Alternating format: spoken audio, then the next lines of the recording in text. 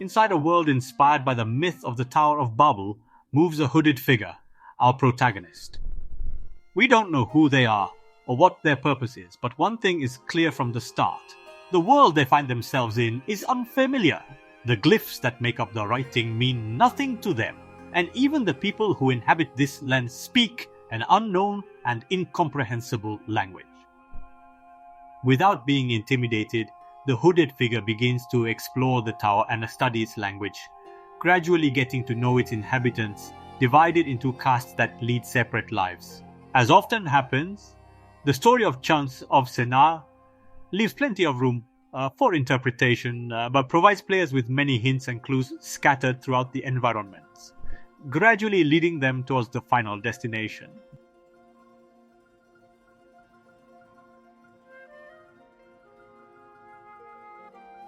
Try to imagine, for a moment, finding yourself in an unfamiliar place, unable to communicate with others. You would undoubtedly feel disoriented, and this is the sensation that the game aims to recreate. Armed with a handy notebook that will record all the various unknown symbols encountered, but above all, armed with patience, our main task will be to observe the environment around us and the gestures of our interlocutors, hypothesizing what the meaning of each symbol might be. It doesn't matter if our hypothesis is right or wrong. By writing it in the protagonist's book, it will be displayed in real time, overlaid on the graphics. If we are not convinced of our choice, we can change it at any time. An experience that will undoubtedly captivate language enthusiasts. But presented in this intuitive and easy to understand way, it also captures the interest of non-enthusiasts.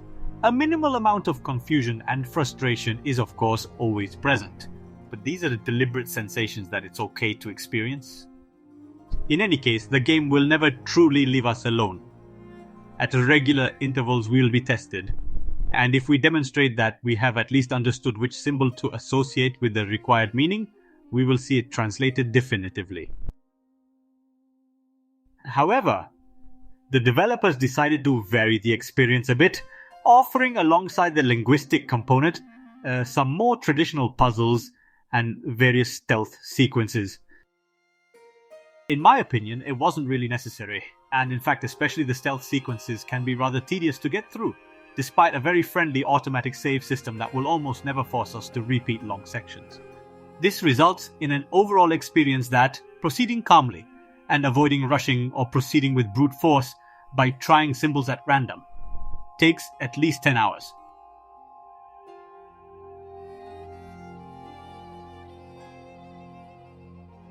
It's not just the gameplay of the game that is fascinating, but also the artistic component.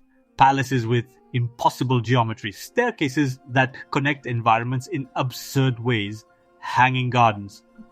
Everything contributes to the game's atmosphere with a color palette that is almost always warm, dominated by various shades of yellow.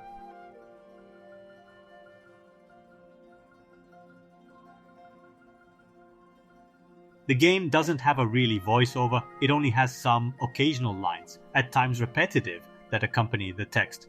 The soundtrack, however, is highly evocative and of high quality, effectively conveying the game's atmosphere.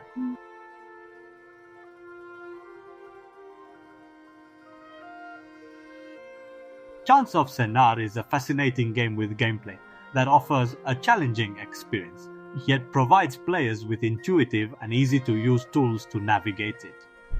However, some may find the stealth and action sections, in the context of this kind of experience, somewhat out of place and forced.